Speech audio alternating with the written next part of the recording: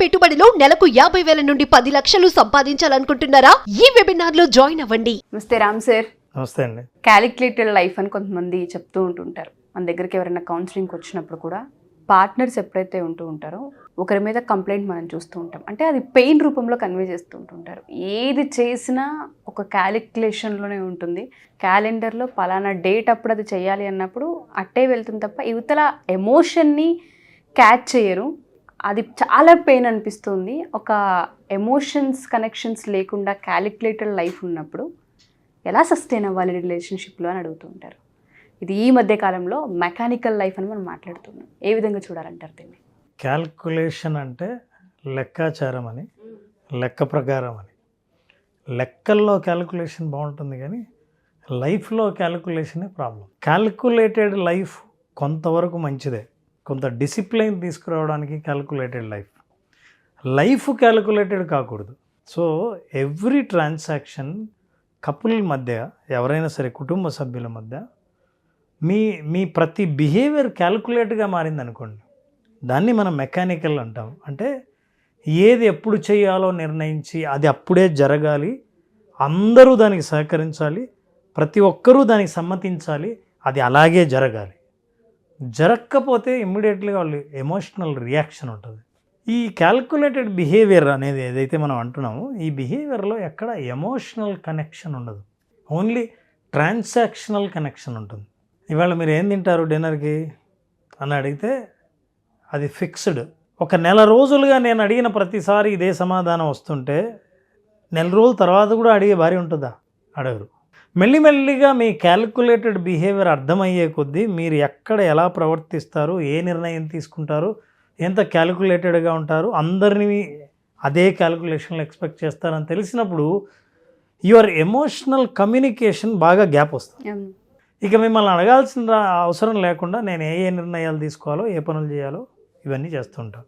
కొంతమంది ఇంటి పెద్ద, ముఖ్యంగా హస్బెండ్స్ కానీ ఎవరైనా సరే ఇంట్లో కొంతమందికి ఒక అబ్సెషన్ ఉంటుంది. అబ్సెషన్ అంటే ఈ క్యాల్కులేషన్ మీద ఒక పిచ్చి ఉంటుంది.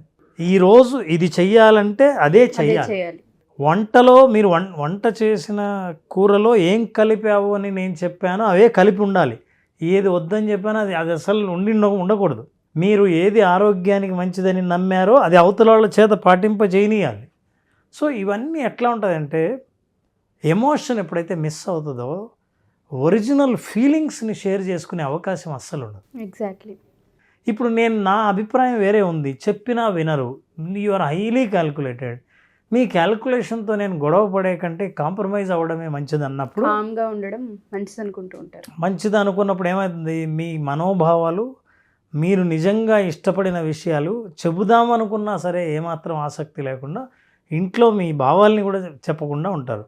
అంటే అట్లా మనసును చంపుకొని కేవలం కలిసి జీవించే ఈ ట్రాన్సాక్షనల్ బిహేవియర్ ఏదైతే ఉందో, క్యాల్కులేటెడ్ బిహేవియర్, కొంతకాలం తర్వాత వాళ్ళిద్దరి మధ్య బాగా గ్యాప్ ఏర్పడడానికి ప్రధాన కారణం అవుతుంది.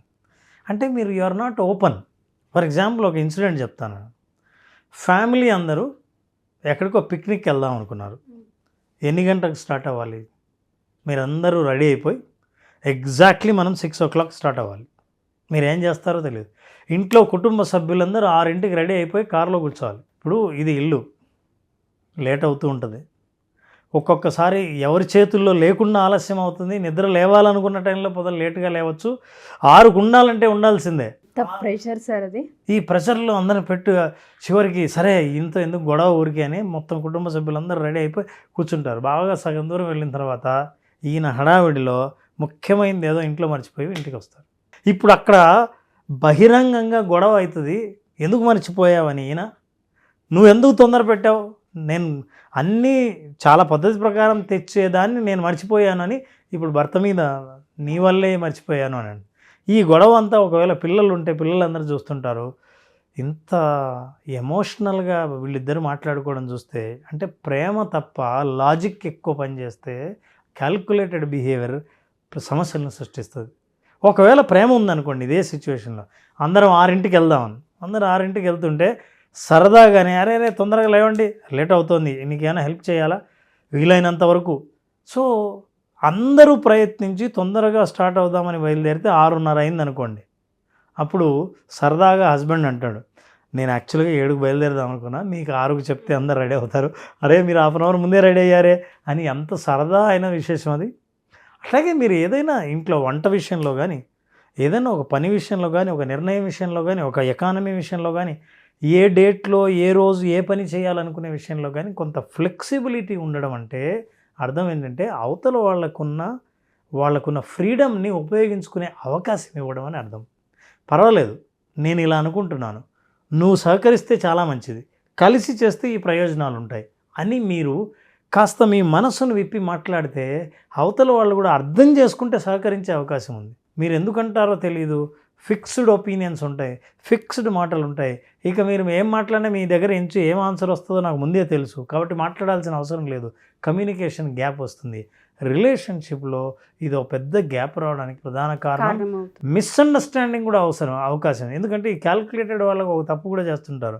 సరే మీరు ఓకే అంటారు కదా అని నేను అతనికి డబ్బులు ఇచ్చేశాను, అరే నాకు చెప్పేది లేదా అంటే, అదేంటండి ఖచ్చితంగా 5వ తేదీ మీరు డబ్బులు ఇస్తారు కదా, నేను ఆల్రెడీ ఇచ్చాను, నిన్నెవరు ఇమ్మన్నారు అని. అదేంటి ప్రతిసారి నేనే ఇస్తాను కదండి, నన్ను అడిగి ఇవ్వాలి కదా అని. మరి మీ క్యాలిక్యులేటెడ్ బిహేవియర్లో ఇంతకాలం అడిగి ఇవ్వాలని చెప్పలేదే. సో మీకు ఏం ప్రాబ్లం వస్తుందంటే, వాళ్ళు తప్పు చేసిన ప్రతిసారి తప్పు వాళ్ళది కాదు, ఇతరులు తప్పు చేసిన వాళ్ళది మాత్రం వీళ్ళ క్యాలిక్యులేషన్కి వాళ్ళు మ్యాచ్ అవ్వలేదని అర్థం.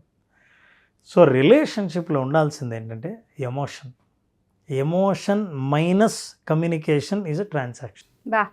కమ్యూనికేషన్లో ఎమోషన్ లేకపోతే అది ట్రాన్సాక్షన్ అయింది, అదే క్యాలిక్యులేటెడ్ బిహేవియర్. ఎప్పుడైతే ఒక మనిషికి ఎమోషన్ వస్తూ ఉంటుందో, కమ్యూనికేట్ చేసే స్పేస్ లేనప్పుడు అసలు ఇంకా ఆ లైఫ్ వేస్ట్ సార్. ఆ ఇద్దరి మధ్య బంధం ఉంది అంటే ఉంది, ఇంకా అంతే.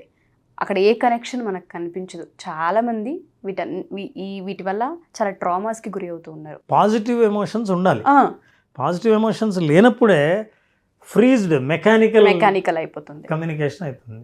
నాకు ఇందాక మీరు ఒకటి చెప్తున్నప్పుడు బాగా అర్థమైంది ఏంటంటే, ఏదైతే ఎమోషన్ మనకు వస్తూ ఉంటుందో, ఫ్లెక్సిబిలిటీ అని ఒక వర్డ్ యూజ్ చేశారు, అది చాలా మంది ఇవ్వరు సార్.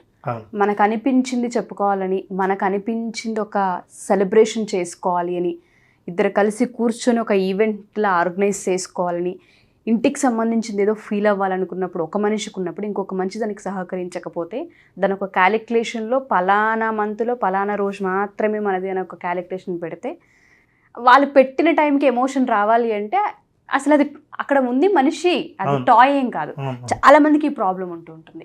ఒక్కది చెక్ చేయొచ్చండి ఎవరైనా సరే, ఈ ప్రోగ్రామ్ చూస్తున్న వాళ్ళు ఎవరైనా సరే, నా అభిప్రాయం చెప్పడం వల్ల నా రిలేషన్షిప్లో కానీ ఇప్పటి పరిస్థితిలో కానీ ఎటువంటి మార్పు జరగదు అన్న ధైర్యంతో చెప్పగలిగే స్థితి ఉంటే మీ ఇంట్లో మీరు అద్భుతమైన కమ్యూనికేషన్లో ఉన్నారని అర్థం.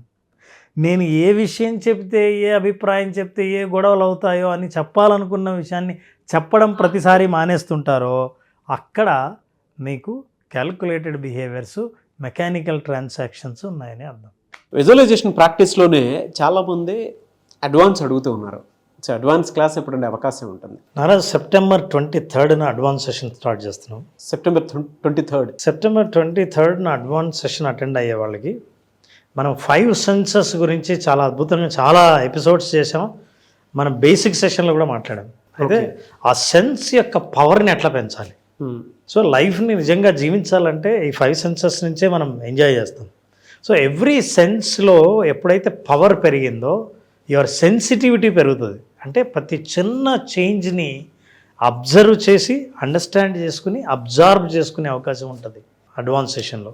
అట్లాగే అడ్వాన్స్ సెషన్లో గోల్ సెట్ చేసినప్పుడు ఇంటెన్స్గా ఎమోషన్స్ని ఎలా కనెక్ట్ చేయాలి, ఈ ఎమోషన్స్ యొక్క ఇంటెన్స్ని 30% ఎలా పెంచాలి అనేది ఈ అడ్వాన్స్ సెషన్లో తెలుసుకుంటారు. బేసిక్ అటెండ్ అయిన వాళ్ళకు అడ్వాన్స్ సెషన్ ఖచ్చితంగా వాళ్ళ నెక్స్ట్ లెవెల్ తీసుకెళ్తుంది. లేదా విజువలైజేషన్ గురించి బేసిక్గా అందరూ అర్థం చేసుకున్న వాళ్ళు అడ్వాన్స్ సెషన్ నిజంగా వాళ్ళ పర్ఫార్మెన్స్ని ఇంప్రూవ్ చేసేలా కాకుండా వాళ్ళ జీవితంలో ఫలితాలని కూడా చాలా అద్భుతంగా మార్చేది, ఆ ఎక్స్పీరియన్స్ని కూడా ఇచ్చే అవకాశం అడ్వాన్స్ సెషన్ అటెండ్ అయ్యే వాళ్ళకు ఉంటుంది. So September 23rd advance session start చేస్తున్నాం. 5 days సెషన్. ఇందులో కూడా అడ్వాన్స్డ్ యోగ నిద్ర సెషన్ ఉంటుంది. అండ్ ఇందులో ముఖ్యంగా నేను చెప్పాలనుకునేది కూడా ఒకటే, సంవత్సరం మొత్తం చేయాల్సినటువంటి పని ఒక 3 నెలల్లో ఎలా ప్లాన్డ్గా చేయొచ్చు అనేటువంటి దానికి ఈ అడ్వాన్స్ విజువలైజేషన్ క్లాసెస్ అనేవి చాలా చాలా చాలా బాగా ఉపయోగపడతాయి. సో కమింగ్ డేస్లో ఎలాగో న్యూ ఇయర్ రాబోతుంది కాబట్టి వాటినన్నిటినీ కూడా అంటే వచ్చేటువంటి వాటిని ముందే ఊహించి ఎలా మనం సక్సెస్ సాధించవచ్చు అని చెప్పడానికి this is the very special class, advance class. అది కూడా అడ్వాన్స్ ప్రాక్టీస్ అనేది చాలా చాలా చాలా స్పెషల్ క్లాస్. Only practice. అది కూడా 23rd నుంచి, సెప్టెంబర్ 23rd నుంచి జరుగుతుంది. కాబట్టి ఆసక్తి కలిగిన వారు ఎవరన్నా సరే స్క్రీన్ మీద మీ కాంటాక్ట్ నెంబర్ కనిపిస్తుంది, దాన్ని మీరు కాల్ ఆర్ మెసేజ్ వాట్సాప్ చేసి వెంటనే ఎన్రోల్ చేసుకోండి. ఎనీవేస్ థ్యాంక్ యూ అండి, thank you so much Ram sir. Thank you Ram, thank you.